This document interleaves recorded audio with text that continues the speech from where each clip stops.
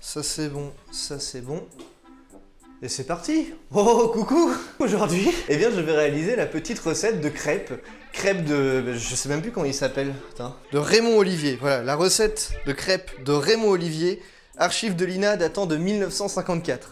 Alors ces petites crêpes, pour ceux qui n'ont pas vu la vidéo, elles ont une petite particularité. Elles sont, comme qui dirait, un petit peu chargées en gnôle.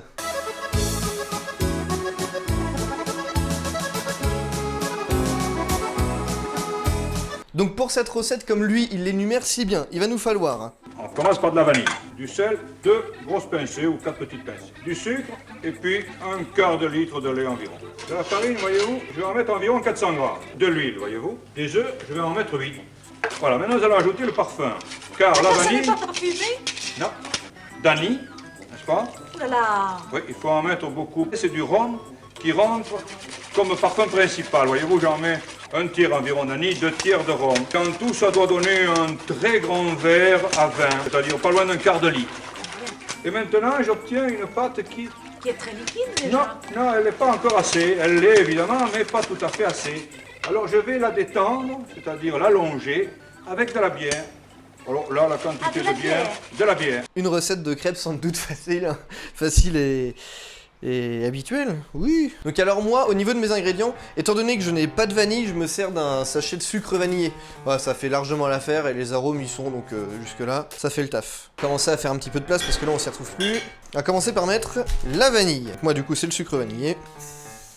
Ensuite, 2 grosses pincées de sel, 1, 2. Donc au niveau du sucre, moi j'ai pris de la cassonade.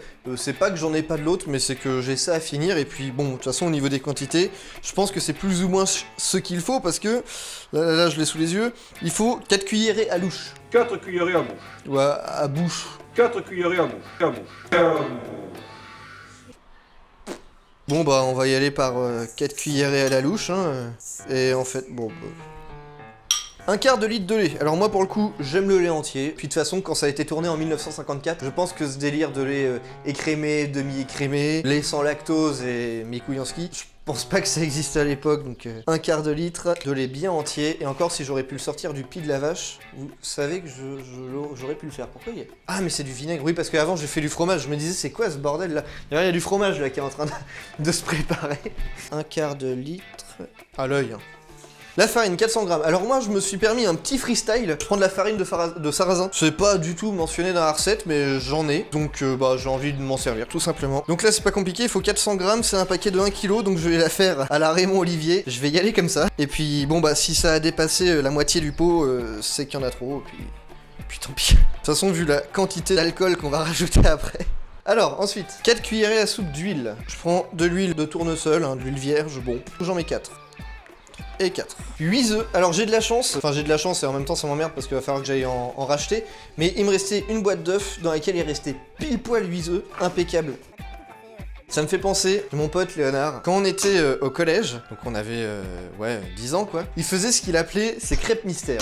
Et alors les crêpes mystères, il voulait pas me le dire au début, mais bon, vu qu'on a fini par faire des crêpes ensemble, on a bien vu ce que c'était le mystère, hein. C'est la quantité de rhum qu'il y avait dedans.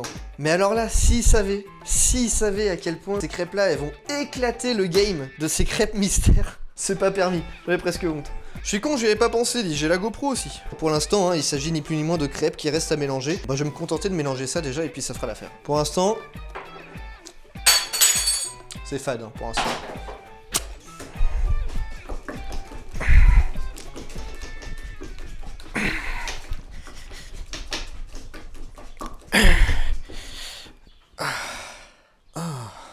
Bon, pour l'instant, ça a une belle consistance, hein. Incorporer le lait et le beurre fondu. Ah merde, fallait faire chauffer le lait. Et je l'ai mis le lait d'ailleurs.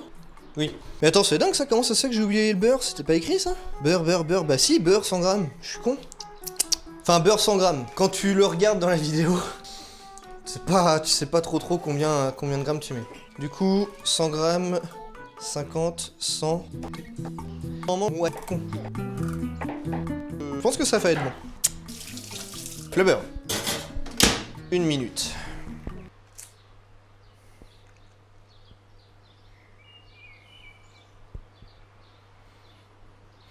Voilà, donc là... Oh oui, oh c'est beau ça. Oh là là, oh oui. Le fromage, il en est où? Venez donc voir le fromage là. Donc là, oh oui. Là, il a bien caillé. On va s'en occuper juste après. Ça va être cool, ça. Donc en attendant, le beurre. Faut que j'arrête de bouffer du beurre. Mais avec ce putain de confinement, je suis sûr j'ai dû prendre 10 kilos, sans déconner en vrai. Je fais que ça. Manger, manger, manger. De l'huile, du beurre, du gras, du beurre, de l'huile, du beurre, de la graisse de canard. Bon, le beurre est pas totalement fondu, mais bon. Il va s'incorporer gentiment tout seul, c'est pas grave.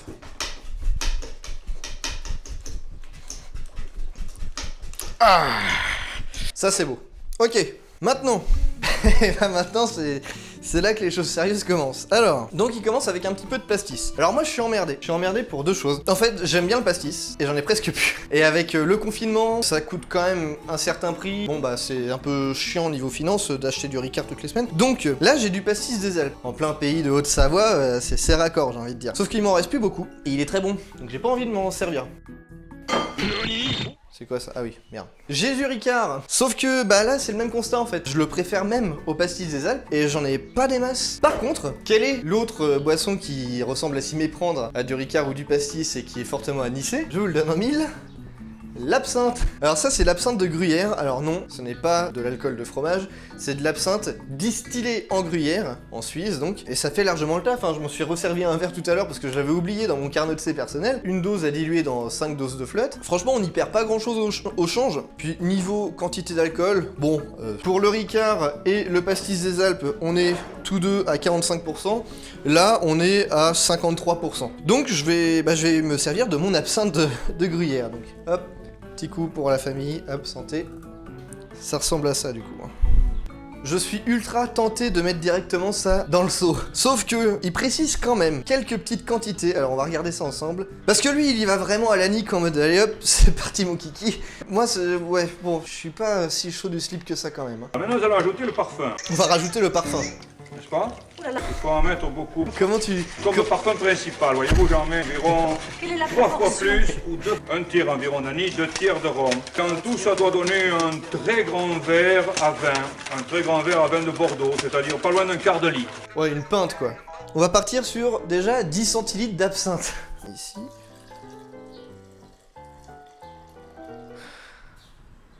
Oh putain, là Léonard, non mais... je suis désolé mais tes crêpes mystères, je les ai éclatées, hein. Je suis désolé, j'ai pulvérisé le game de la crêpe mystère. Allez, 10 centilitres, adjugé, noyé. Et puis bah là, on est parti pour le quart de litre, hein. Écoute, c'est... Voilà, hein. Alors Alexis, du coup, oui, pour répondre à ce que tu disais sur WhatsApp, tes deux petits bouchons de rhum. Bah attends, je me permets de les mettre pour toi. Hein. Hop, hop, et bim. Tiens, voilà, mange.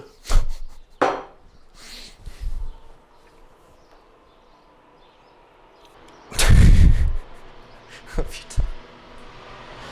Oh putain, c'était un tracteur classe. Ah, génial. Oh, mortel. Enfin, mortel.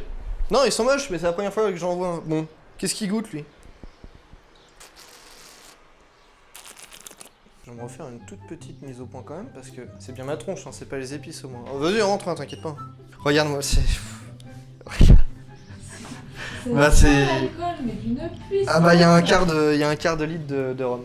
J'ai même pas envie de mélanger. J'ai pas envie. Et donc pour vu que j'avais pas envie d'utiliser mon Ricard, j'ai mis de l'absinthe. Oh putain. Et c'est pas fini, hein. Après, il faut justement, je cherchais le mot. Je vais la détendre, Ah, la détendre, c'est-à-dire voilà. l'allonger avec de la bière. On va l'allonger un Bon, petit peu là, avec de la on va bière. faire de bière. T'as pas mis la bière encore? Bon, alors détendons-la. Attends, est-ce que j'ose ma connerie là? Il a dit faut la détendre, alors on va la détendre. Mais il a même pas donné de nom au niveau de la proportion, ouais. Dans la vidéo, c'est maxi liquide, hein. C'est vraiment liquide de chez liquide. On n'est pas totalement à la consistance, enfin moi j'ai pas l'impression d'être à la consistance de la vidéo. Hein. Non mais lui c'est carrément liquide. Hein. Mais cela dit, c'est super beau, ça se tient vachement bien. Le filet là... Bon, il va peut-être, je vais peut-être m'en laisser pour moi quand même, parce que c'était vraiment une belle quantité. Bon, allez, hop, j'arrête parce que... Ça prend le museau. Hein. Ah ouais, c'est chargé. Bah j'ai cuire hein, du coup. Hein. Bah ouais, bah je cuis. Allez hop, c'est parti. Donc je vais dégager mon fromage déjà. On voit vraiment le petit lait qui se détache du fromage frais. Oh la vache, oh, ça c'est beau.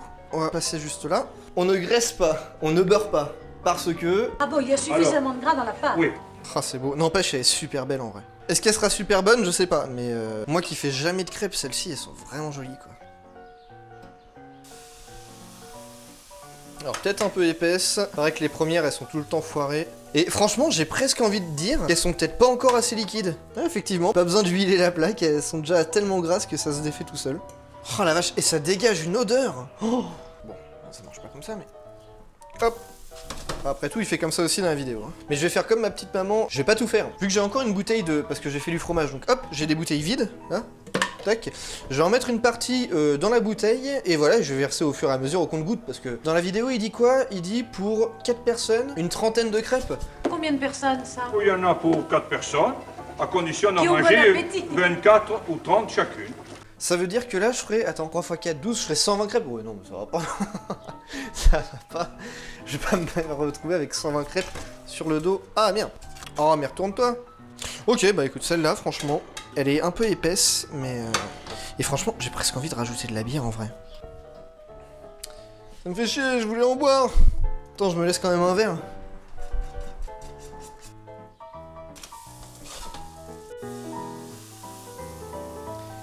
Franchement, j'ai vraiment l'impression qu'elles sont pas assez liquides. Mais attends, mais j'ai... Oh.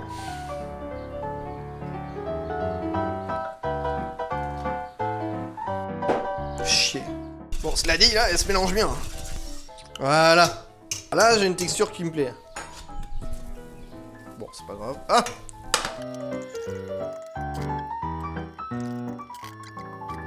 J'avoue que j'ai un petit aveu à faire, là. Je suis complètement torché, là. Non, parce que c'est bien beau. Là, j'ai préparé tout ce qui... Enfin, la préparation, quoi. J'ai préparé les crêpes. J'ai goûté un petit peu. Bon, bah, ça va, un verre. Mais le verre, c'est pas le problème, en fait. C'est que depuis tout à l'heure, là, il y a tout l'alcool qui s'échappe et qui est dans l'air, là. Alors, j'ai beau avoir les deux fenêtres et la porte-fenêtre ouverte, je me sens complètement zonzon, là. Je me sens saoul. J'en ai pas mangé une seule. Oh, j'ai grignoté un petit bout, c'est très bon, mais... Je me sens complètement saoul. Bon bah, je vais pas commencer, je suis déjà bourré. Je termine les crêpes et puis on se fait la dégustation.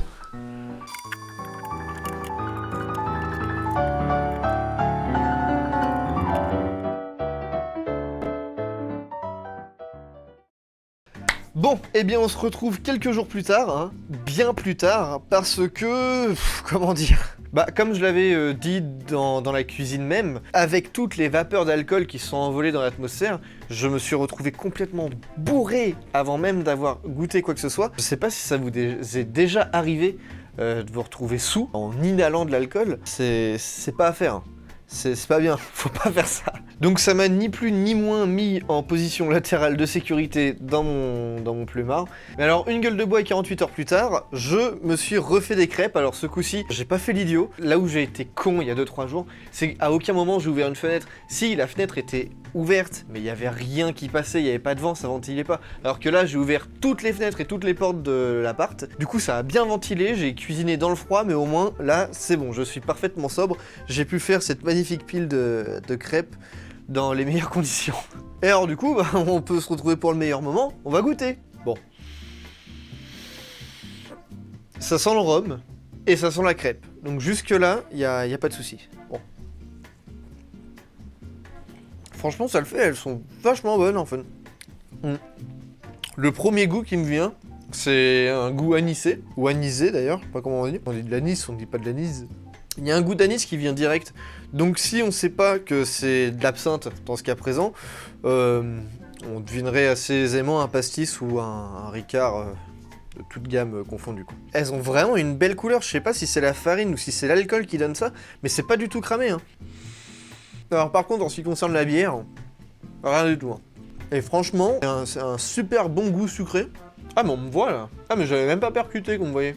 Autant la dernière fois, il aurait vraiment pas fallu que je souffle dans un ballon, parce que sinon là je me serais fait vraiment pincer très sévère. Là par contre, de là à dire que je n'aurais aucun taux d'alcool dans le sang à la fin de l'assiette, j'irai pas jusque là. Mais par contre en vrai, elles sont pas fortes. La pâte en elle-même, quand je prenais sur le bout du doigt, tu remets ton slip. Là, ce sont des crêpes normales, c'est juste que dans la composition initiale, il y avait juste 2 litres de rhum. Alors par contre, si, comme dans ce cas présent, elle est relativement épaisse et qu'elle a pas totalement cuit, là le goût de l'alcool, il est particulièrement présent là quand même. Franchement, en toute objectivité, elles sont super bonnes, elles ont un goût de crêpe, elles ont un bon goût de rhum aussi, un bon goût d'anis également. Mais en fin de compte, c'est pas plus con qu'une autre recette de crêpes à la con, justement. Donc c'est bien. Non, je valide. Perso, je m'en referai. Juste avec la mention de faire vraiment gaffe quand on les cuit, parce que si toutes les fenêtres et toutes les portes sont fermées, là c'est vraiment des coups à finir mal. Donc voilà, c'était la recette de crêpes par Raymond Olivier datant de 1954, à déguster pas avec toute la famille. Et puis bah voilà, sur ce, bon confinement à vous, bon do it yourself de votre côté aussi, puis à la prochaine pour, pour d'autres tests culinaires incongrus. Voilà. Allez bisous.